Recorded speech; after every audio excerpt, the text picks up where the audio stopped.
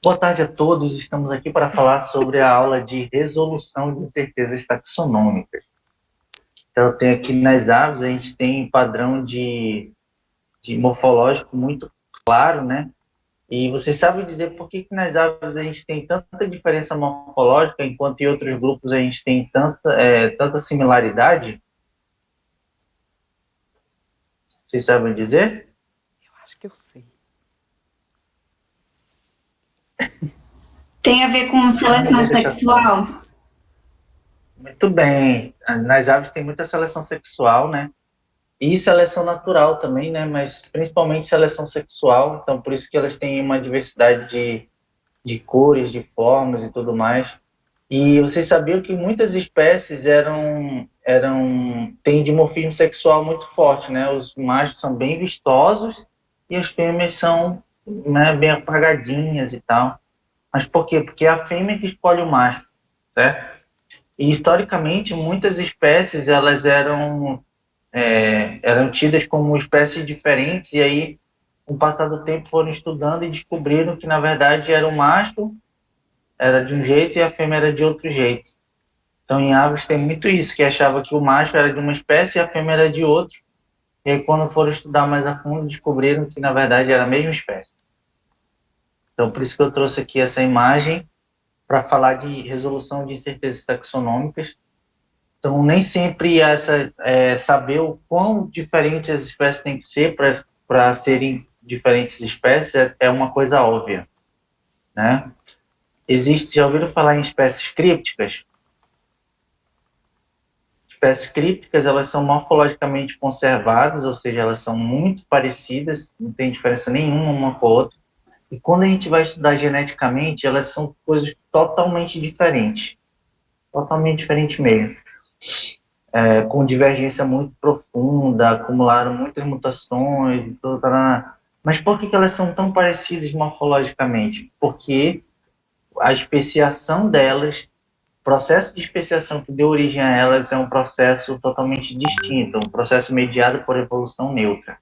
Então, na aula de hoje, eu quero trazer alguns conceitos relacionados a tipos de especiação, modos de especiação e como que isso influencia nessas incertezas taxonômicas, tá bom?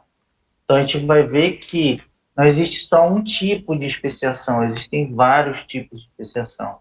E dependendo de como que é o tipo de especiação, a gente vai ter mais facilidade para identificar as espécies com um tipo de marcador ou com outro, tá bom? Utilizando a taxonomia integrativa, inclusive, a gente vai falar bem rapidamente sobre isso, talvez amanhã, né, quando a gente for terminar essa aula, tá bom? Então, por que é importante saber o que é uma espécie? Né, em condições normais de temperatura e pressão, tendo tempo, a gente ia, né, fazer um debate filosófico sobre o que é uma espécie e tudo mais. Como a gente não tem tempo, eu não vou fazer suspense, eu vou falar o seguinte. Bom, primeiro a gente ainda não tem uma ideia muito clara do que é uma espécie, embora a gente já dê um passo significativo para resolver esse problema, que é o conceito unificado de espécie, que você já deve ter visto em algum momento também ao longo da formação de vocês, ou na graduação ou na pós, né? Historicamente tem um debate muito grande, né? Pessoas achavam que a espécie era uma coisa, outras diziam que era outra, tarará, tarará, e aí virava uma discussão de quem estava certo e quem estava errado. No final das contas, o que a gente chegou à conclusão? Que, na verdade, todo mundo estava um pouquinho certo e todo mundo estava errado, tá bom? Por que todo mundo estava um pouquinho certo? Porque, na verdade, estava olhando para a espécie pelo ângulo da sua especialidade. Quem era geneticista ia buscar um argumento genético para dizer o que é uma espécie. Quem é ecólogo vai buscar um argumento ecológico para dizer que são espécies diferentes. E quem é, sei lá, taxonomista clássico vai encontrar um caractere morfológico. E, na verdade, todos esses caracteres são válidos, mas eles não dizem sobre o que é uma espécie, eles falam sobre como identificar uma espécie. E o trabalho do De Queiroz, de 2007, ele foi um resultado de uma pesquisa muito longa, né? que ele já vinha falando isso em outros trabalhos, desde 1998, a gente tinha trabalho debatendo sobre isso, mas o que ficou famoso mesmo foi o de 2007. Ele veio, então, unificar essas ideias e diferenciar muito bem o conceito de espécie do, do critério utilizado para delimitar espécies, tá? Conceituar uma coisa significa defini-la de modo que essa definição seja aplicada a todas as formas de representação dessa coisa. Então, por exemplo, se eu for definir uma cadeira, trazer o conceito de uma cadeira. Olha a Vitória entrou. Oi, Vitória, seja bem-vinda, boa tarde. Acabei de falar de aves, ó, Vitória. Tá bom, lembrei de ti. Então, a gente está falando sobre por que é importante saber o que é uma espécie. Nós estamos falando do debate, né, sobre o que é uma espécie e tudo mais. E hoje a gente sabe que o que o De Queiroz veio ajudar a resolver é a conceituar o que é uma espécie. Tá? E como delimitar uma espécie ainda ficou em aberto, que outras pessoas vieram depois tentando complementar a ideia dele. E o que é uma espécie é uma questão meio que filosófica, porque se eu for fazer a definição de uma coisa, essa definição ela tem que ser ampla o suficiente para englobar todas as possibilidades. Por exemplo, se eu perguntar para vocês o que é uma cadeira, e alguém falar assim, a cadeira é um objeto que tem 4 apoios e tem um encosto, é uma definição incompleta. Por que é uma definição incompleta? Porque nem todas as cadeiras têm quatro apoios. Tem cadeira de 3 apoios. Certo? Tem cadeira que tem uma base única. Ela deixou de ser cadeira por causa disso? Não deixou. Então, uma questão filosófica é que a definição ela tem que ser abrangente o suficiente para englobar todos os tipos de cadeira, tá bom? A mesma coisa a definição de espécie. Então, o que ele conseguiu trazer com clareza no trabalho, com um grande mérito, é que a gente tem que saber diferenciar o que é uma espécie das propriedades que uma espécie pode assumir enquanto espécie, tá bom? E ele teve um grande sucesso, né, em relação a isso. Foi um grande avanço. E agora, hoje, a gente tem uma ideia um pouco mais centrada do que é uma espécie, que é uma linhagem evolutiva, tá bom? Uma espécie, uma linhagem evolutiva coesa, evolutivamente coesa. Professor, mas você não falou que essa é uma definição de Demme, né? Então, acabou que o conceito de espécie, ele meio que ficou bem próximo do conceito de o que é uma Demme, o que é uma população, tá bom?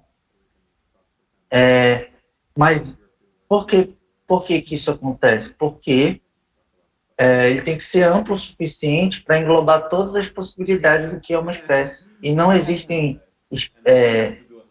um único tipo de processo de especiação, existem vários tipos de processo de especiação. Existe a especiação do tipo rápida, radiação adaptativa, que é mediada por seleção natural. Existe uma especiação por passos, existe especiação híbrida, existe especiação mediada por processos neutros, existem vários tipos de processos que dão origem a uma espécie, ok? E aí eu pergunto para vocês, por que é importante saber o que é uma espécie? A principal justificativa que a gente pode utilizar é, primeiro, para conhecer, né, a biodiversidade, né, a gente está ainda conhecendo a natureza, está desvendando a natureza. O objetivo de toda a ciência é desvendar a natureza, né, o mundo natural, mas também tem um objetivo maior, que é um objetivo mais, vamos dizer assim, mais chamativo, né, que a gente julga mais importante, que é o objetivo da conservação. Então, a gente precisa saber o que é uma espécie, a gente precisa conhecer as espécies para poder conservá-las. Então, muitas decisões erradas podem ser tomadas se o status taxonômico das populações não estiver determinado corretamente. Eu trago aqui uma lista de coisas que podem acontecer se a gente tiver incerteza taxonômica. A gente pode deixar que espécies não reconhecidas entrem em perigo ou se tornem extintas, simplesmente porque a gente não reconhecia elas como uma espécie válida.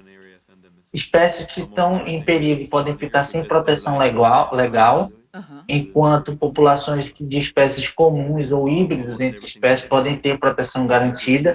Ou seja, a gente está jogando dinheiro no lixo, né? Investindo em uma coisa que não é tão importante e deixando de investir em um outro grupo que é muito importante e a gente simplesmente não sabia disso. Espécies diagnosticadas incorretamente, né, podem ser hibridadas com outras espécies, resultando em uma redução do sucesso reprodutivo. Por exemplo, ações de manejo. A gente pode querer recuperar uma espécie da natureza introduzindo indivíduos de cativeiro. Mas se a gente fizer uma mistura errada, pegar uma subespécie errada, um grupo populacional muito distante daquele que a gente quer recuperar, em vez de ajudar, a gente pode estar levando essa população natural à extinção. E isso não só é possível, como aconteceu muitas vezes, tá bom? E a Val que manja desses Paranauê, e ela vai trazer para vocês, caso a caso, vários exemplos aí que vocês vão ficar lembrando daquilo que eu falei aqui, tá bom? Recursos, como eu falei, né, recursos podem ser desperdiçados com espécies abundantes ou com populações híbridas e populações que poderiam ser usadas para melhorar o valor adaptativo das populações endogâmicas podem ser desconhecidas ou podem estar sendo ignoradas sem que a gente saiba. Esses são só alguns exemplos, algumas justificativas de por que é importante a gente resolver incertezas taxonômicas para a conservação, tá? Então, definir os estados taxonômicos de populações inclui diferenciar unidades evolutivas intraespecíficas. Quando a gente fala de resolver incertezas taxonômicas, a gente está pensando no menor nível taxonômico, que é o nível taxonômico de espécie. Mas eu já falei para vocês que a unidade evolutiva mínima não é a espécie, e sim a DEME, né? A população geneticamente coesa. Que acaba englobando o conceito de espécie geral, né? E por que a gente deve, então, negligenciar populações que ainda não são reconhecidas como espécies? Ou a gente não deve negligenciá-las? A gente deve dar uma importância muito grande para populações, ainda que elas não sejam reconhecidas como espécies. Porque existem duas possibilidades. Ou elas são espécies e a gente ainda não reconhece elas como espécies porque a gente ainda não usou as ferramentas adequadas para identificá-las como tal, ou elas de fato não são espécies diferentes, mas elas são espécies em formação, tá? Elas podem ou elas vão dar origem a novas espécies no futuro próximo. E se a gente quiser ter diversidade no futuro, a gente precisa manter as espécies em potencial para que a diversidade se mantenha ao longo do tempo. Porque se elas começarem a ser extintas antes mesmo de elas se transformarem em novas espécies, aí que a gente está perdendo biodiversidade mesmo, entendeu? Alguém fez um comentário, deixa eu ver. Isso em ave acontece demais, é verdade, acontece mesmo. E ave é um bom exemplo porque como é o grupo mais bem estudado, né, de vertebrados, tem um avanço de conhecimento científico muito grande, embora a gente ainda vê que ainda tem muita coisa para avançar, mas está na vanguarda do conhecimento ali sobre biodiversidade e o estudo com as aves. Então, tem bastante exemplo, tem bastante coisa bem descrita para a gente usar como exemplo aqui nas aulas, tá bom? Então, gente, a gente precisa começar a valorizar não só a espécie quando ela é reconhecida, mas a gente valorizar a unidade evolutiva que pode dar origem à espécie. Porque em termos de diversidade, ela chega a ser tão importante quanto, ou até mais importante do que as espécies que já estão reconhecidas, né? Porque elas são os bebezinhos, né? Sem os bebezinhos, né, uma população futura não se mantém. Bom? Então, o cruzamento entre populações geneticamente diferenciadas pode resultar na depressão exogâmica e na redução do valor adaptativo. Já falei isso para vocês, por isso que eu vou passar rápido. E no rompimento de grupos evolutivos únicos, né?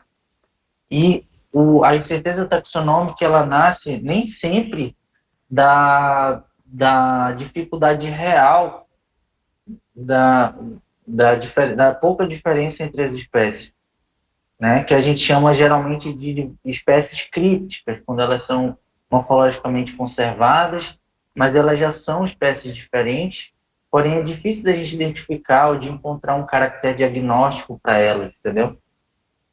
Mas elas já são espécies diferentes. Essas são espécies crípticas. Mas o problema maior são as espécies pseudocrípticas. São espécies que são aparentemente crípticas, mas que, na verdade, têm, sim, informações suficientes para serem reconhecidas como espécies diferentes. O problema é que a gente ainda não estudou. A gente ainda não usou as ferramentas adequadas para descobrir que elas são espécies distintas, tá bom?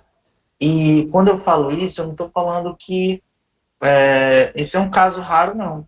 Na verdade, isso é um caso, eu diria que talvez a maioria, o caso mais frequente de espécies pseudocríticas, que a gente só simplesmente desconhece, a gente não reconhece porque nunca foi estudada, tá bom? Tem muito caso de espécies assim em todos os grupos taxonômicos. E ainda tem os casos em que as espécies foram descritas utilizando informações relativamente limitadas sobre a distribuição geográfica e utilizando um pequeno número de caracteres morfológicos. Então, por exemplo, às vezes uma espécie foi descoberta e foi descrito que ela só ocorre na cidadezinha fulana de tal do interior do Mato Grosso, tá? Mas quando, na verdade, ela é muito mais amplamente distribuída, também existe uma espécie irmã que ocorre em outro local, e simplesmente ainda não foi descrito porque a gente ainda não ampliou essa amostragem, a gente ainda não fez trabalhos genéticos com ela, ainda não estudou outros caracteres como canto, como, sei lá, comportamento, entendeu? Então, simplesmente por isso.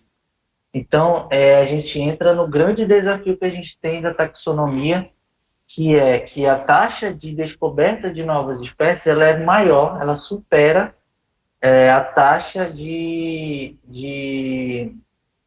a nossa capacidade de descrever espécies, a taxa com que a gente descreve novas espécies.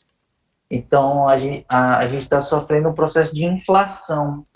Mesmo que anualmente a gente consiga descrever uma quantidade X de espécies, mas o nosso conhecimento se amplia e a gente descobre que a gente tem 2x de espécies que ainda precisam ser descobertas, tá? Então, a gente está descobrindo que a gente desconhece mais do que aquilo que a gente sabe que desconhece. Foi muito filosófico agora, vocês entenderam? A gente desconhece mais do que aquilo que a gente sabe que desconhece, tá bom?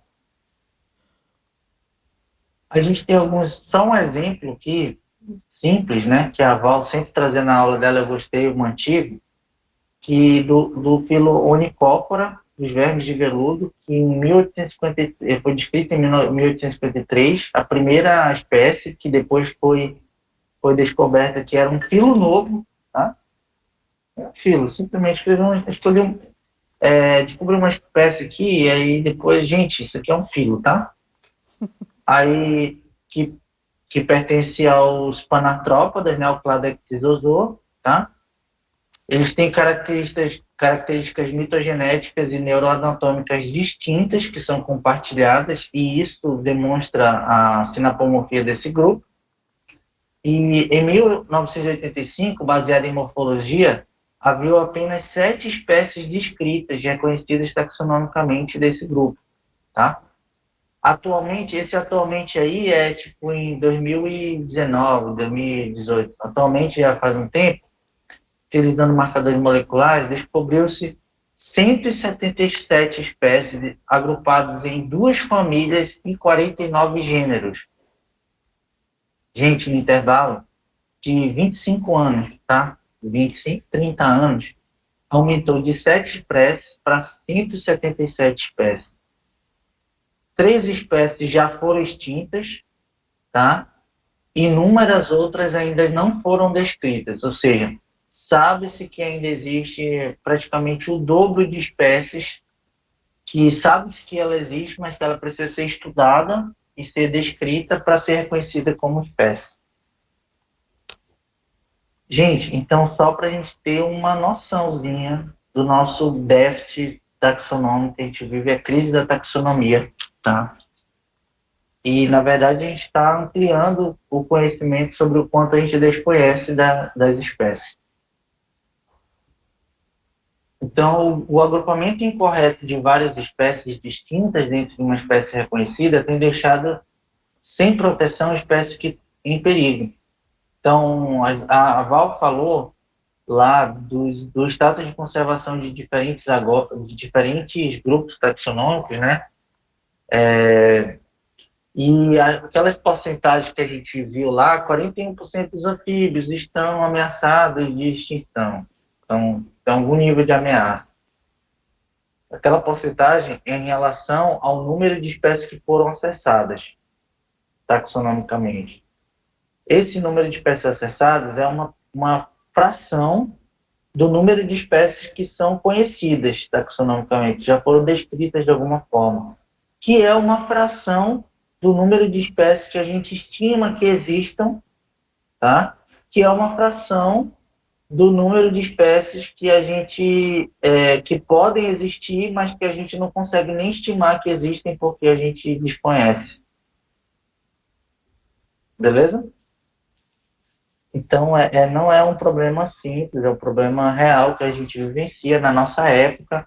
Um dia pode ser que a gente consiga zerar essa fila aí e conheça toda a biodiversidade da Terra, até a gente encontrar a biodiversidade em outro planeta para a gente poder estudar, né? Mas ainda tem muita coisa ainda para descobrir. E tá faltando biólogo. Tem gente que diz assim, tem biólogo caindo em árvore, dando em árvore e tal. Se eu balançar uma árvore, cai 5 doutores aqui da biologia. Mas, ainda assim, com tanta coisa, ainda tem muita demanda, tem muito trabalho para a gente fazer e a gente não dá vencimento, tá bom? E tem a crise da taxonomia, porque mesmo tendo biólogo, nem todo biólogo quer ser taxonomista, nem todo biólogo quer descrever novas espécies. Então, a crise se agrava ainda mais e tem debates aí do pessoal falando que o interesse pela taxonomia diminuiu, mas pela taxonomia clássica, e ainda bem que com o surgimento da taxonomia integrativa eu vejo que tem surgido, né, voltado um pouco mais de interesse aí de pessoas trabalhando com a taxonomia integrativa.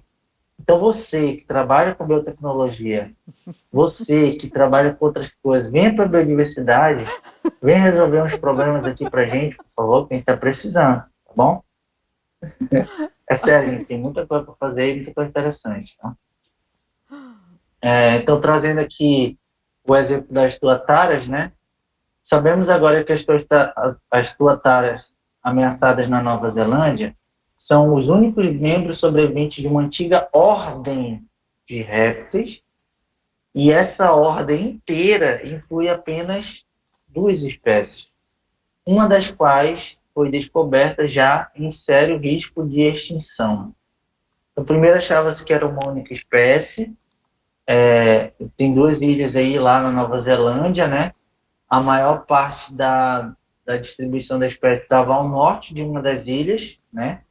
Parece que ela só gosta do norte das ilhas, né, Val? Uhum. A Val que sabe dos exemplos aí, que ela gosta de ler os artigos, se aprofundar nos problemas. Se ela quiser falar alguma coisa, ela manja Esse mais daí que eu eu. tirei do livro. Lembra do livro de Genética da Conservação? Do Franklin, não. Franklin. É do Franklin. É do Franklin, não. É verdade. Esse é do livro, verdade, lembrei.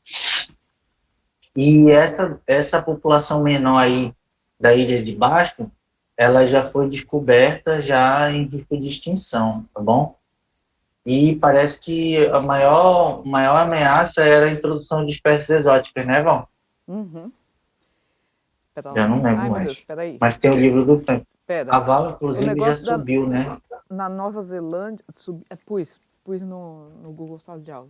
Na Nova Zelândia, o problema é que antes, muito antes, não lembro exatamente a data, em algum momento, em alguma aula aí aparece, não existiam predadores naturais para nenhuma espécie de bicho Uhum. pequeno. Então, não existia mamífero na ilha. Essas duas ilhas grandes e as pequenas em volta não tinham nenhum tipo de mamífero predador. E É aí, verdade, lembrei. durante o descobrimento e essas coisas todas, eles acabaram trazendo, principalmente mustelídeo, que comem ovos e outras coisas. Eu vou mostrar também o nome certo deles. E ratos, porcos, cachorros, gatos, aí no caso domésticos, né? E aí eles acabam comendo tanto os ovos desses animais quanto os animais mesmo, porque eles são pequenos. Então se tornaram pragas sinantrópicas, né? Que são aqueles animais que convivem com a espécie humana, mas que acabam sendo exóticos para a natureza, né? Então, deixou de ser espécies invasoras aí nesse caso, né? Então, só alguns exemplos, tá, gente? E aí eu trago essa imagem aqui para mostrar para vocês que a evolução, ela não é muito dicotômica como a gente imaginava antes. Então, a gente achava que a evolução ocorria, né, como Darwin propôs lá na origem das espécies, como se fosse uma árvore mesmo, né, um tronco, e dos troncos saíam galhos maiores e dos galhos maiores saíam galhos menores, e que essa dicotomia ocorria linearmente. Mas hoje a gente vê que o cenário da natureza é muito mais complexo do que isso. Foi importante uma representação cladogenética, né? Foi um importante passo no avanço do estudo da evolução, mas hoje a gente vê o papel da hibridização, o papel do fluxo gênico, tá? Qual é a diferença aqui nesse caso entre hibridização e fluxo gênico? Vocês sabem? Agora eu peguei vocês. Por que que em algumas transferências horizontais ali a gente tem fluxo gênico e outras a gente tem hibridização? Eu adoro perguntar Inclusive a isso na gente tem prova. alguns traços horizontais que são mais recentes do que fluxo gênico e estão como hibridização. Agora, Eu adoro perguntar isso na prova. eu gosto também. Eu gosto de perguntar. Questão de prova. Então, como a gente não tem tempo, Eu, a- eu acho que eu sei a resposta, mas eu tô fala, meio, Vitória. eu acho que eu sei, mas eu tô meio receosa de falar. Mas fala, Vitória, Pode sem falar, medo. sem Sem medo. medo de ser feliz, vai. Mas eu acho que a hibridização, ela é com um cruzamento entre espécies diferentes, ou com populações que tenham diferenças, assim, visíveis, que dá em híbrido e muitas vezes com características das duas espécies, né?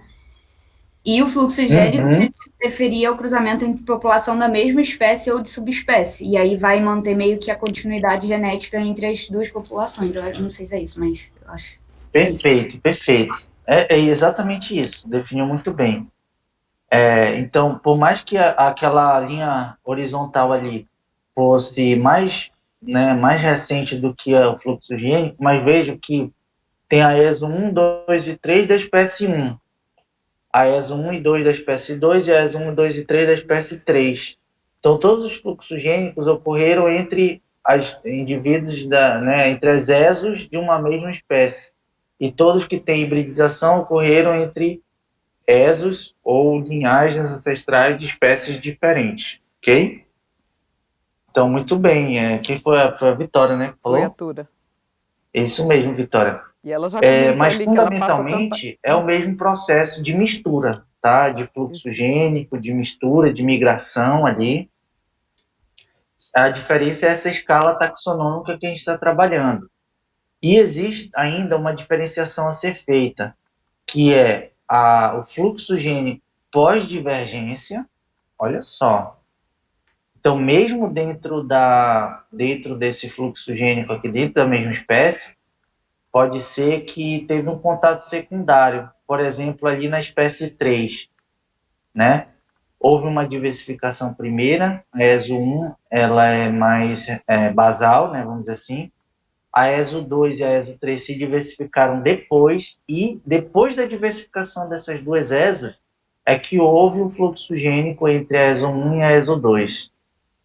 Então, a gente chama de fluxo gênico pós-divergência, tá?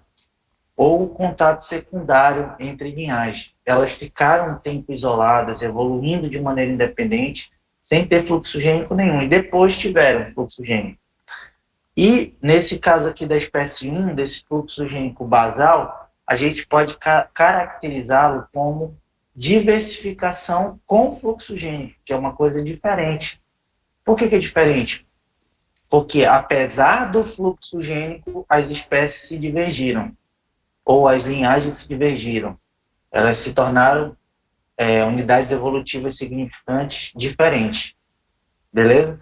Então, geralmente isso acontece quando tem um fluxo gênico constante, porém ele é muito pequeno, é um fluxo gênico restrito. Então, ele não é grande o suficiente para homogeneizar essas populações. E apesar de ele se manter ao longo do tempo, as populações vão se diferenciando. A diferença é que, nesse caso aqui, as populações vão demorar mais tempo para se diferenciar e se tornarem coisas distintas, tá bom? Que é a diversificação com fluxo gênico. Então, tem diversificação com fluxo gênico pós-divergência, que é um contato secundário, e tem a hibridização interespecífica, que é já um fluxo gênico pós-diversificação depois de muito tempo, né, no momento em que já são espécies distintas, mas elas se misturam ainda. E por que são espécies distintas e ainda se misturam?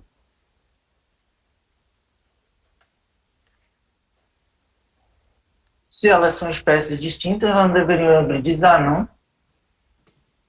Sei lá. E Val, bem. Qual é a definição de espécie que tu está usando nesse sentido? Ah, tá. Então tá. Isso que eu falei só vale se você tiver com o conceito biológico de espécie na cabeça, né? Que espécies são indivíduos, uma população de indivíduos que se intercruzam e deixam descendentes férteis, né? Para a próxima geração. Mas isso é um paradigma já ultrapassado do século passado, do milênio passado, né? Vamos falar assim para dizer que é mais antigo.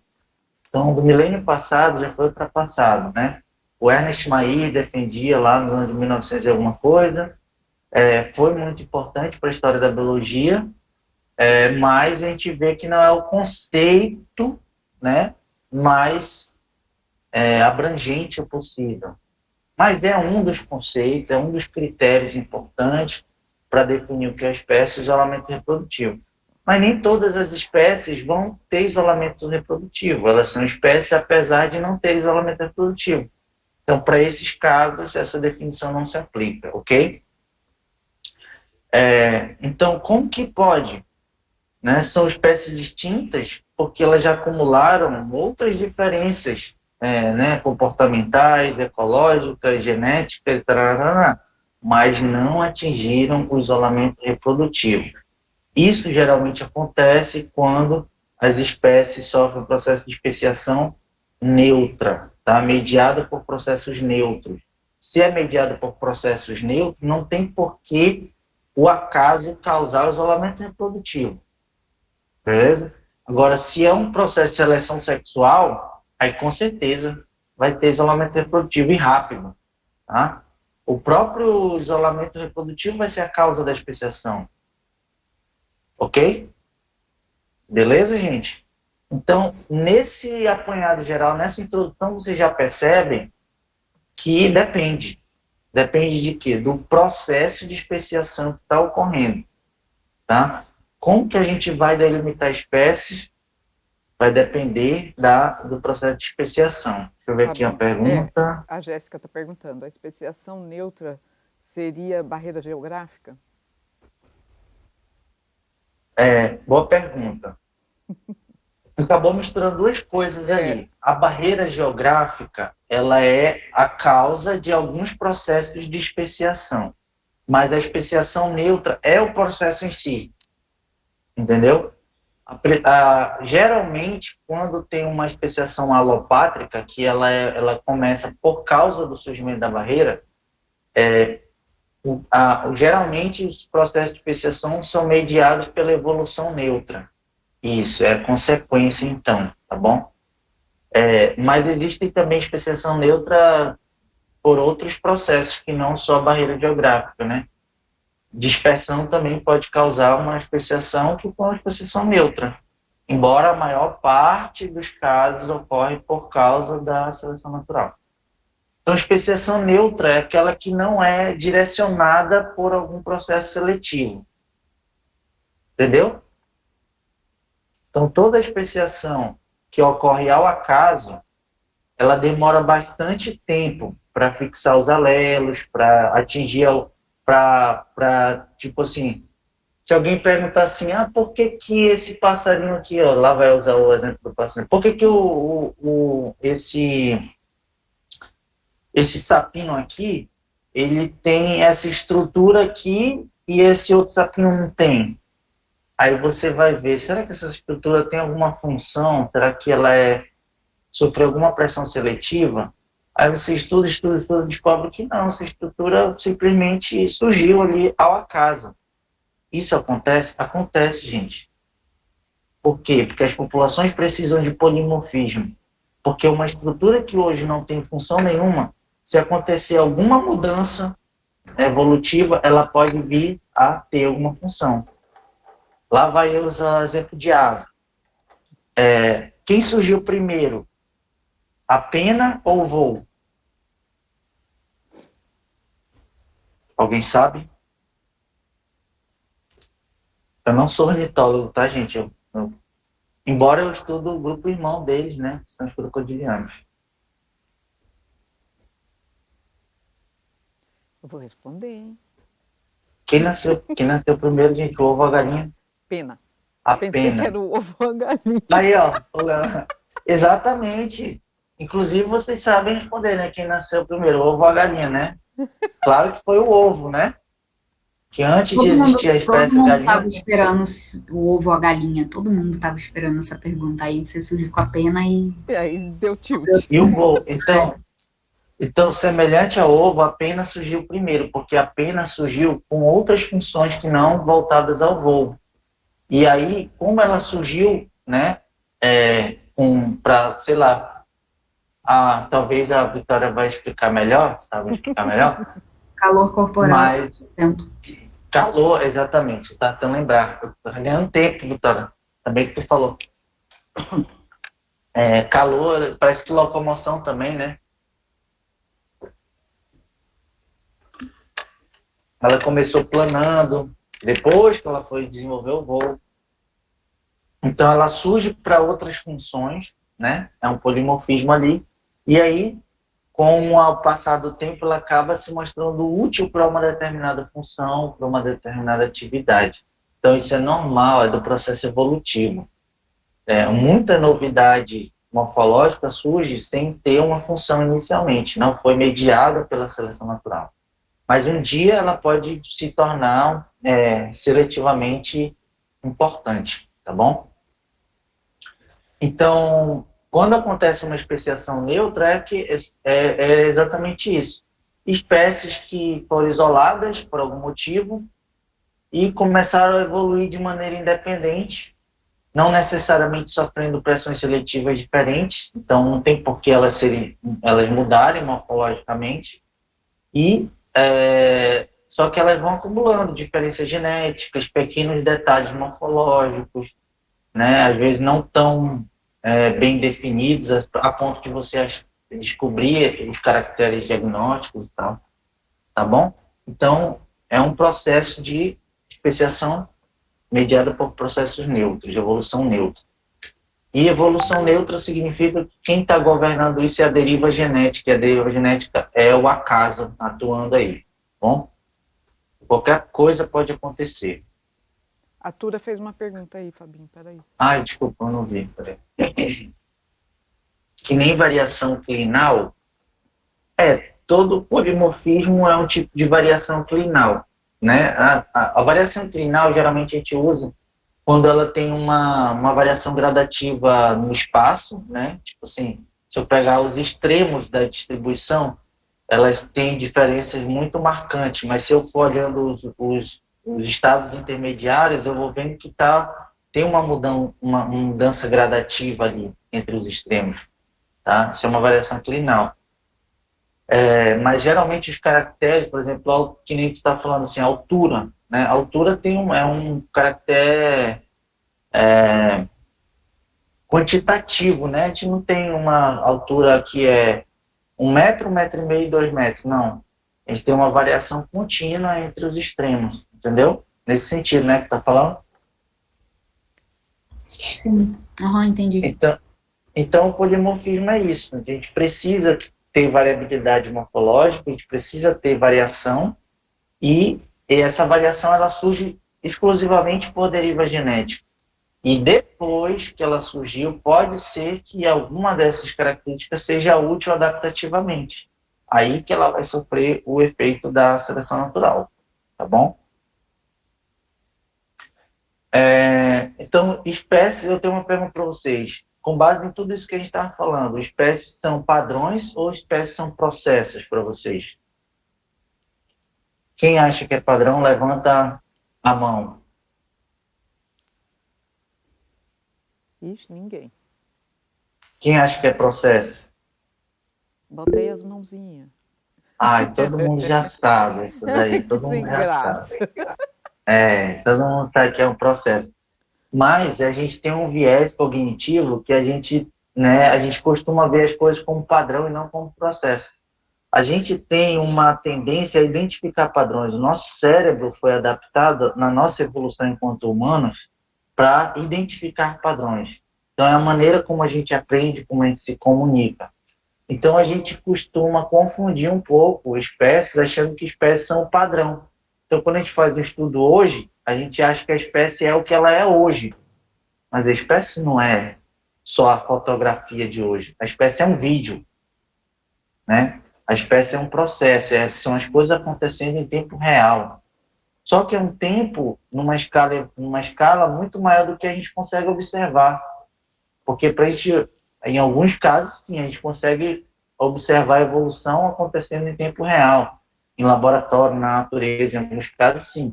Mas na maioria das vezes a gente precisa passar um bom tempo, muitas gerações, para a gente conseguir entender a evolução, ou ver a evolução acontecer. Tá bom, gente? Como nós somos uma espécie com tempo de geração longo, a gente pode pegar uma espécie com tempo de geração curtinha e fazer experimentos. Por exemplo, lá a Drosophila, que tem 12 dias.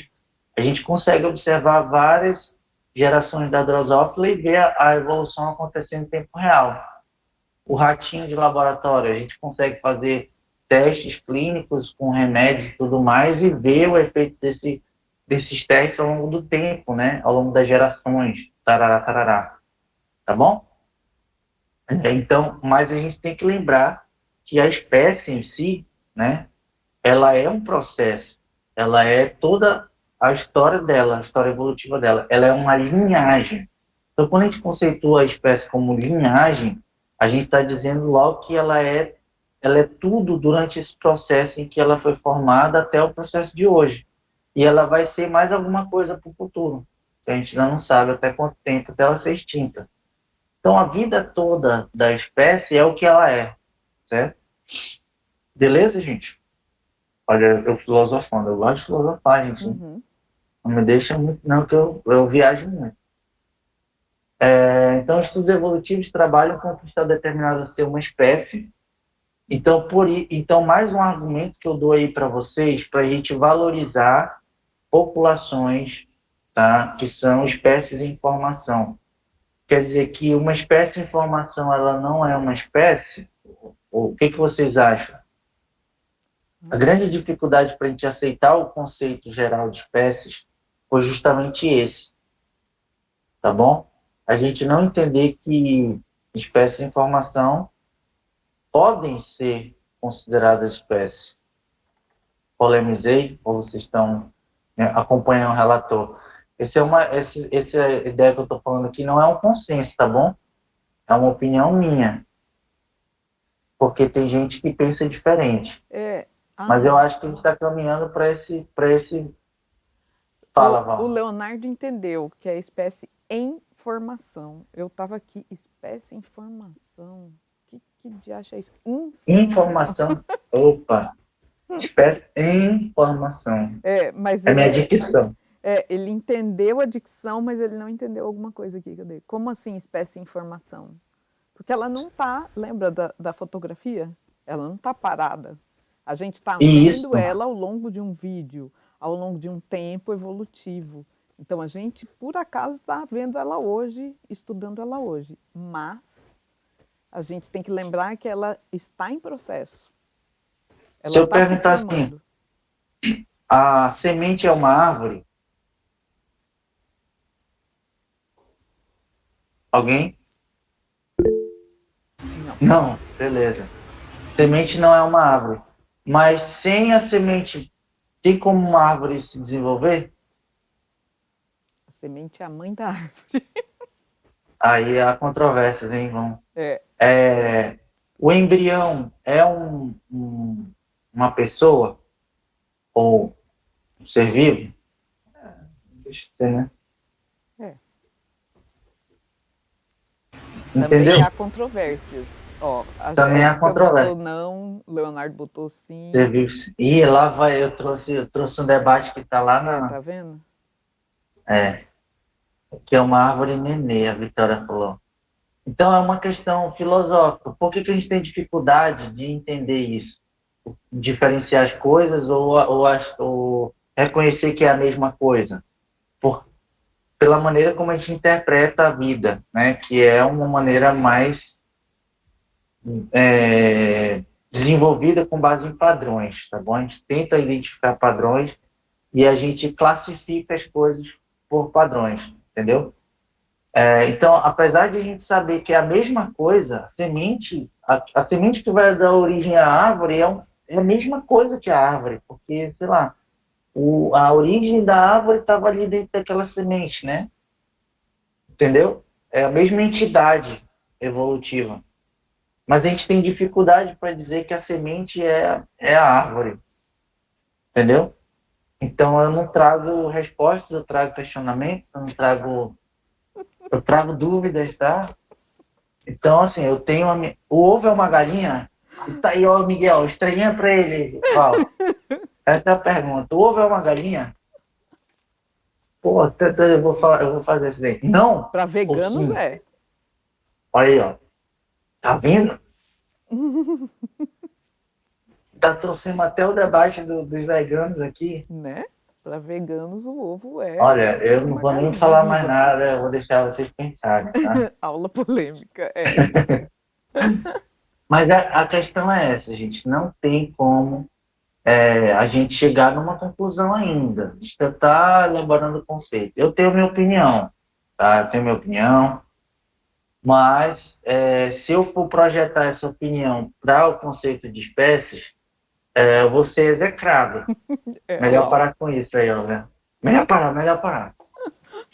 Por quê? Porque, tipo assim, uma das coisas que o conceito geral de espécie do De Queiroz foi mais criticado foi justamente por isso. Porque traria uma instabilidade taxonômica, iria inflar a quantidade de espécies, se a gente não consegue descrever as espécies que a gente já reconhece com os critérios que a gente tem hoje, como que a gente vai reconhecer tanta diversidade, assim, e tal. Aí eu não sei qual é a opinião de vocês, também deixei a minha opinião meio implícita, mas a gente vai ter que seguir em frente, tá bom? Vamos seguir em frente apesar de tudo. A questão o conceito de espécie, logicamente, vai afetar os tipos de processos que permitiram que elas sejam descobertas, tá bom?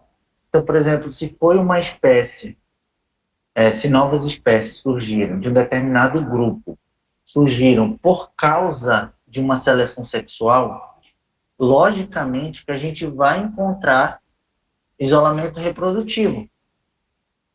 Por quê? Qual foi o processo que gerou essa espécie nova? Não foi a seleção sexual? Então, vai ter uma pressão seletiva justamente para empurrar ela para desenvolver um sistema de acasalamento diferente, ou ela vai passar a se reproduzir numa época diferente com a outra, nunca mais vai se encontrar, isolou, ou vai desenvolver alguma questão morfológica que vai se adaptar a um outro tipo de reprodução, entendeu? Então, logicamente, processos de especiação mediados por seleção sexual vão levar a isolamento reprodutivo. Mas nem todo processo de especiação vai levar ao processo de isolamento reprodutivo, como eu já expliquei para vocês. Espécies crípticas é um deles, que é mediado por evolução neutra. Então, gerar algum tipo de isolamento reprodutivo é simplesmente obra do acaso. Não tem nada direcionando para dizer assim, vocês não podem mais reproduzir. Em geral, por exemplo, espécies de gêneros diferentes ou de famílias diferentes já têm tantas diferenças genéticas que, ao acaso, desenvolveram diferenças, né? São tão diferentes morfologicamente que desenvolveram algum tipo de isolamento reprodutivo. Mas a Val mesmo traz vários exemplos aqui em cetáceos de espécies que são do mesmo gênero, Val? Ou Não, de de gêneros diferentes e hibridizam. De gêneros diferentes que hibridizam. Ou seja, que não atingiram o isolamento reprodutivo. E por que isso acontece? Porque provavelmente, quase 100% de certeza, o mecanismo de especiação desse grupo não foi mediado por algum tipo de seleção natural ou seleção sexual que ocasionou um isolamento reprodutivo. Perfeito, gente? Eles podem até mesmo estar sofrendo algum tipo de seleção estabilizadora para deixar estável o mecanismo de reprodução ali. Pode até acontecer isso ainda. Tá? Então, a gente precisa estar consciente que o processo de especiação interfere nos critérios que a gente vai utilizar para definir o que é uma espécie ou não. Eu já até superei o debate sobre o que é uma espécie.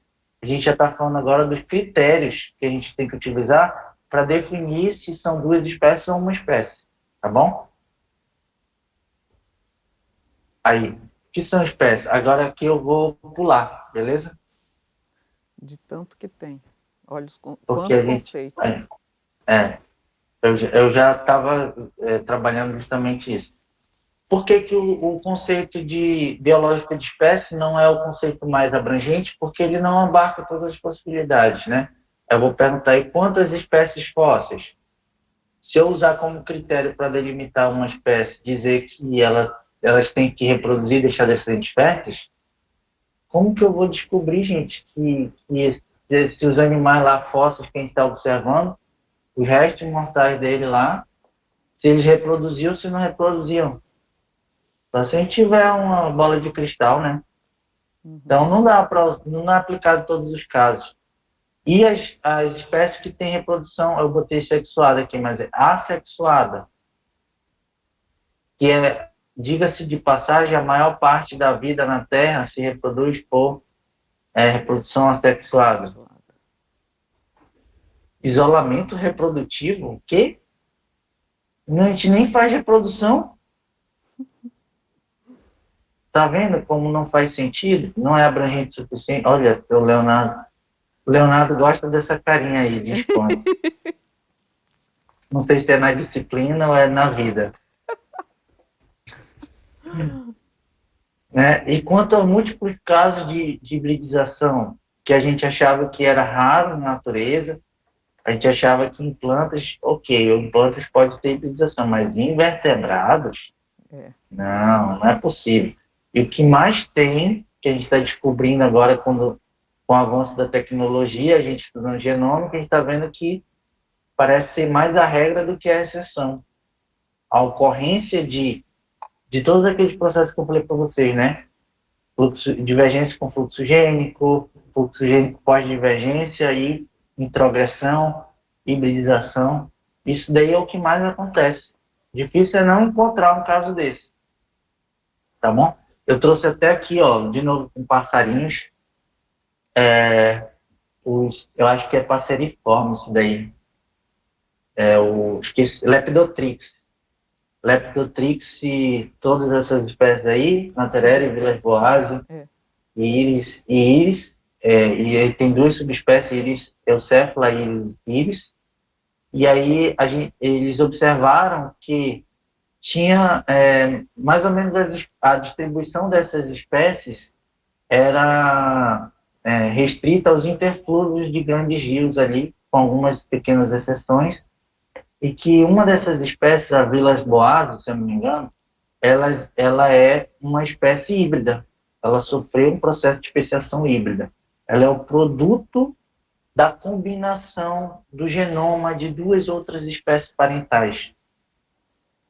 Então, essas duas espécies parentais não só se mantiveram ao longo do tempo, como elas deram origem a uma terceira espécie, uma espécie filha. Então, a gente já abandonou ao mesmo tempo o conceito biológico de espécie e a dicotomia cladogenética. Agora é uma tricotomia. É uma espécie originada da combinação de outras duas. É quase que uma quimera, uma mistura de, tá bom? E até pouco tempo atrás a gente achava que isso daí não era possível. Mas não é só possível, como acontece com frequência, tá bom? Gente, nosso tempo tá chegando. Embora eu tô quase terminando, hein?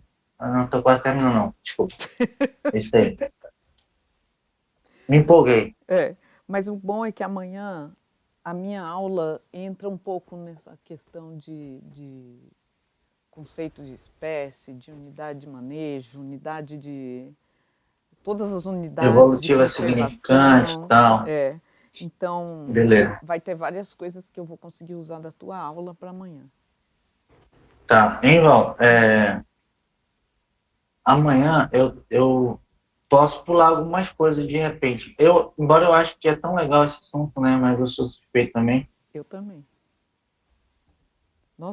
Deixa que eu vou seguindo, tá bom? Tá. Eu acho que eu consigo fazer em 1 hora e pouquinho. Tudo certo. Tá certo? Tudo certo. Pessoal, beleza? Por hoje é só. Eu queria saber se vocês têm algum feedback, alguma coisa que vocês querem comentar. Se esse assunto é pertinente, vocês estão conseguindo fazer associação com a conservação. Eu não quero que vocês percam o fio da meada.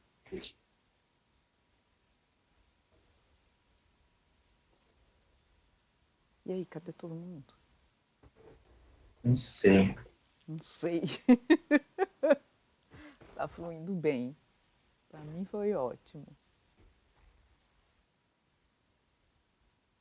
Tá indo. Tá indo. Tá indo pra onde? Né? Até o final. Já falei demais hoje. Falou nada. Até o final. A gente gosta de falar mesmo. Se esse povo conseguiu pegar alguma coisa ou não. Igual, a gente quase tem que lembrar de tirar o print, né, da sala. Acabei de mandar um aí. De vez em quando a gente tem que tirar. Mas é porque registrar. Como a gente está gravando, fica mais fácil. Verdade. Depois tira o print da gravação, né? Se quiser também, senão vai ver a gravação. Gente, então é isso, tá? Obrigado. Daqui a pouco eu tenho que sair agora, na verdade, pegar as crianças na escola. Tudo certo. Vai olhar a aula de mais tarde de novo, então, beleza. Até tchau, amanhã, gente. Um povo. abraço. Amanhã Até amanhã. de manhã, hein? Lembrem disso. Tchau. De manhã. Até amanhã. Tchau. Tchau.